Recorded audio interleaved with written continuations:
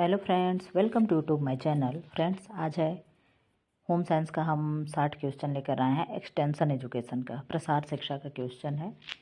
ये हर किसी के लिए हर एग्ज़ाम में इम्पोर्टेंट रहेगा, क्योंकि क्या है, सारे योजनाएं हैं और योजनाएं हर एग्ज़ाम में पूछता है, चाहे IAS PCS हो, चाहे नीचे से कलर या 4th का ग्रेड हो, कोई भी हो। श्री निकेतन योजना की स्थापना किसने की थी? महात्मा गांधी, जवाहरलाल नेहरू, रविन्द्रनाथ टैगोर, सुभाष चंद्र बोस। तो किसने की थी? रविन्द्रनाथ टैगोर। श्री निकेतन की स्थापना किसने की थी? रविन्द्रनाथ टैगोर ने। श्री निकेतन योजना का मुख्य उद्देश्य क्या है? शहरी विकास, ग्रामीण पुनर्निर्माण, औद्योगिक विकास, सैन्य विकास। तो क्या होगा? ग्रामीण पुनर्निर्माण। श्री निकेतन योजना किस विश्वविद्यालय से संबंधित है? दिल्ली विश्वविद्यालय, बनारस विश्वविद्यालय, विश्व भारती विश्वविद्यालय, कोलकाता विश्वविद्यालय। तो किससे संबंधित है? विश्व भारती विश्वविद्यालय। श्री निकेतन की स्थापना किस वर्ष में हुई थी? 1912, 1922, 1932, 1942। तो कब हुआ था? 1922 में।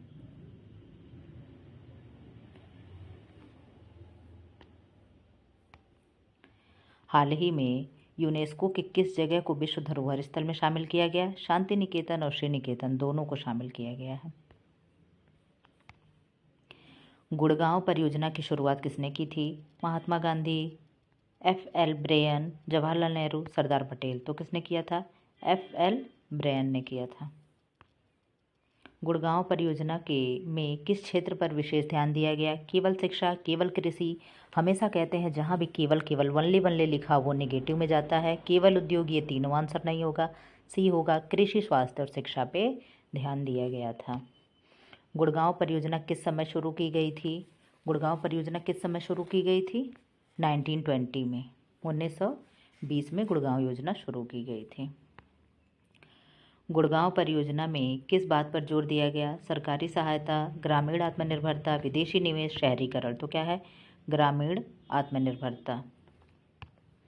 फिरका विकास योजना की शुरुआत किसने की थी? महात्मा गांधी, जवाहरलाल नेहरू, टी प्रकाशम, सरदार वल्लभ भाई पटेल। तो किसने किया था? टी प्रकाशम ने किया था।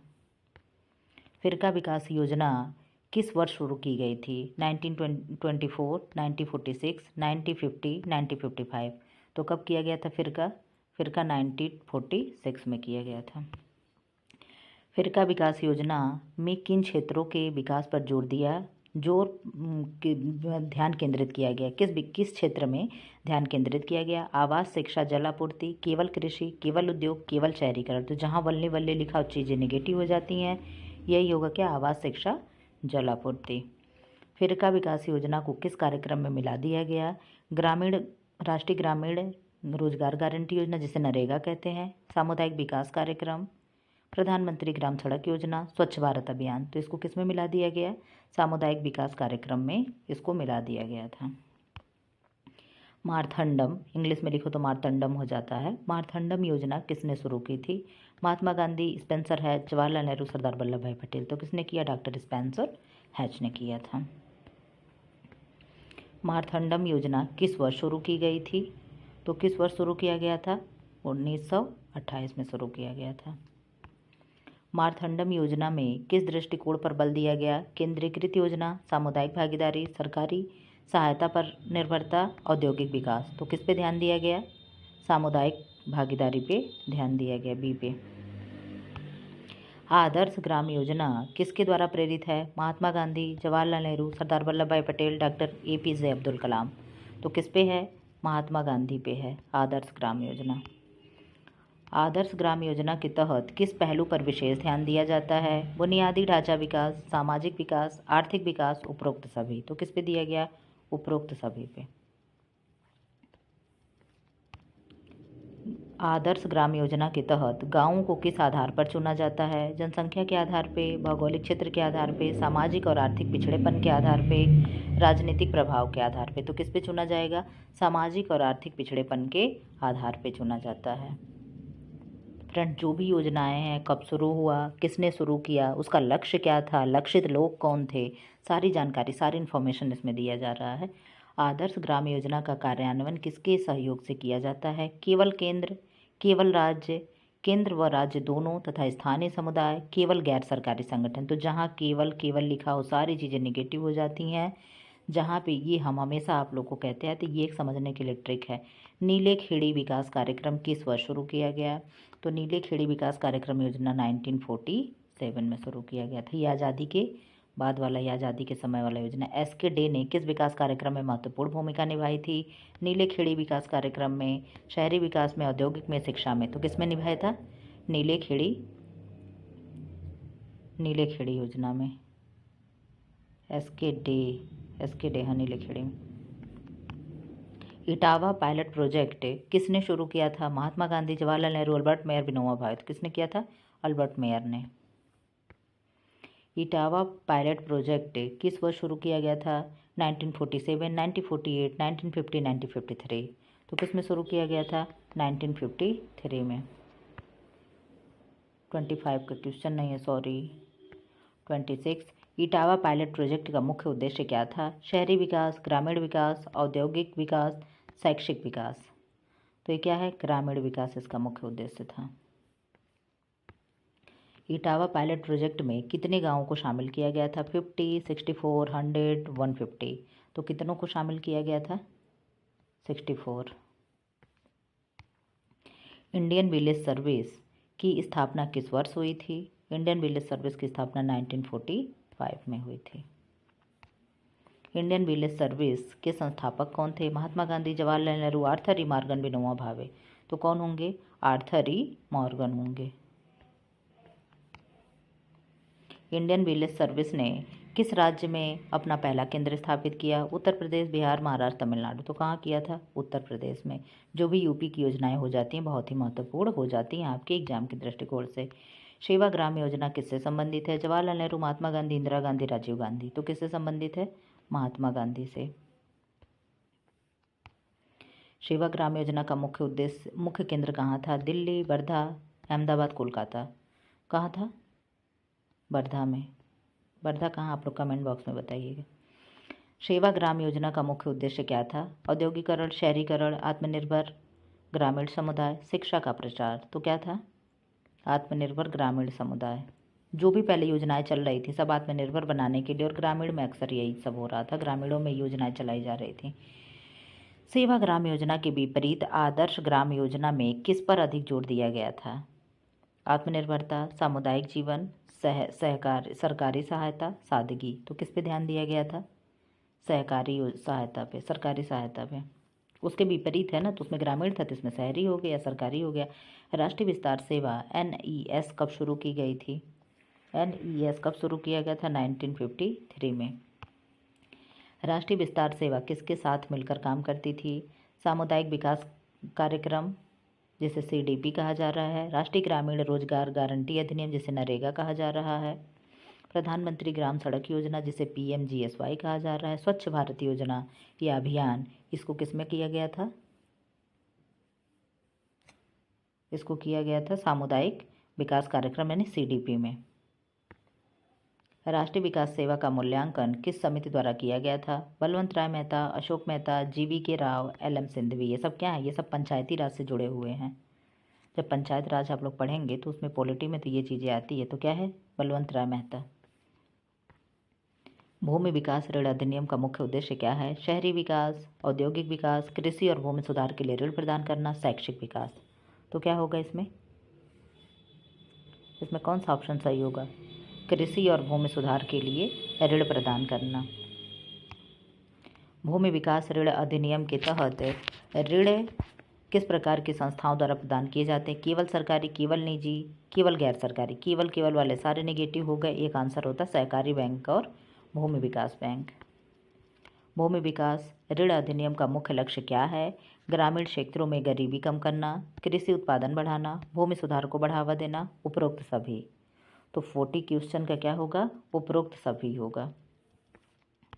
41 सघन कृषि जिला कार्यक्रम IEDP कब शुरू किया गया? IEDP की शुरुआत कब हुई? 1960 में। 42 सघन कृषि कार्यक्रम IEDP का मुख्य उद्देश्य क्या था? शहरी विकास, औद्योगिक विकास, कृषि उत्पादन वृद्धि, शैक्षिक विकास। तो इसमें क्या होगा? इसमें कृषि उत्पादन से होगा। सॉरी। सघन कृषि जिला कार्यक्रम IADP को किस संगठन की सहायता से शुरू किया गया था? विश्व बैंक, IMF, अंतर्राष्ट्रीय मुद्रा कोष जिसे कहते हैं, फोर्ड फाउंडेशन, संयुक्त राष्ट्र यानी UN, यूनाइटेड नेशंस। IMF का फुल फॉर्म क्या है? International monetary fund. इसमें से किसने किया था? तो क्या है? फोर्ड फाउंडेशन के द्वारा किया गया था। सूखाग्रस्त क्षेत्र कार्यक्रम जिसे DPAP कहा जा रहा है, कब शुरू किया गया था? कब शुरू किया गया था? 1973 में। 45 है।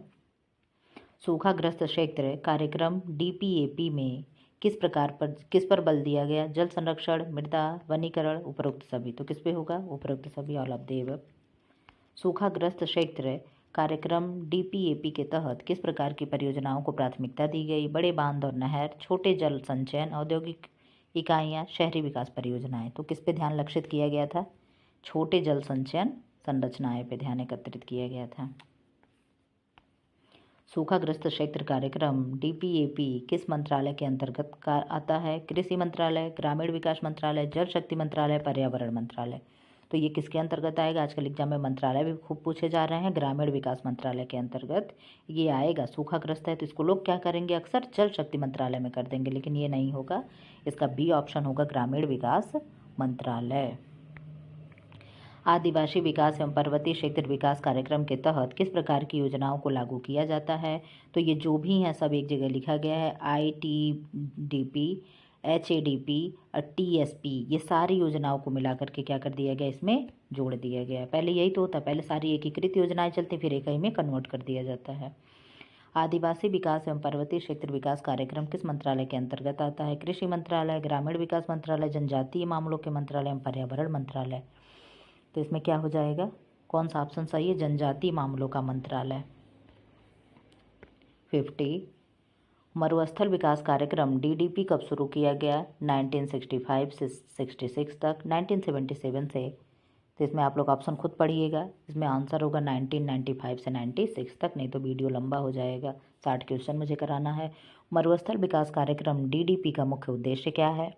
इसका मुख्य उद्देश्य क्या है? मरुस्थली को नियंत्रित करना और पारिस्थितिकी संतुलन को बहाल करना। मरुस्थल विकास कार्यक्रम DDP किस प्रकार के क्षेत्रों में लागू किया जाता है? उच्च वर्षा वाले क्षेत्र, बाढ़ प्रभावित क्षेत्र, शुष्क और अर्धशुष्क क्षेत्र, तटीय क्षेत्र। तो ये किस में होता है? शुष्क और अर्धशुष्क क्षेत्र में। अंत्योदय योजना किसने शुरू की थी? अंत्योदय योजना जयप्रकाश नारायण ने की थी। अंत्योदय योजना कब शुरू किया गया था? अभी तो था किसने शुरू किया, अब कब शुरू किया गया? तो 2 अक्टूबर तो कॉमन है। 2 अक्टूबर 1976, सॉरी क्या है, 2 अक्टूबर 1977 में शुरू किया गया था। कब शुरू किया गया? 2 अक्टूबर 1977 में शुरू किया गया था।